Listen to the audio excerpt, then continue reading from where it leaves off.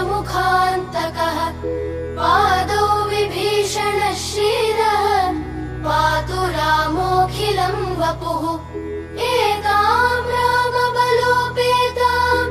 रक्षाम्यः सुकृती पठेत् स चिरायुः सुखी पुत्री विजयी विनयी भवेत्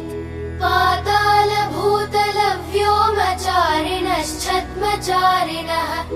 न द्रष्टुमपि शक्तास्ते रक्षितं रामनामभिः रामेति रामभद्रेति रामचन्द्रेति वा स्मरन् नरो न लिप्यते पापैः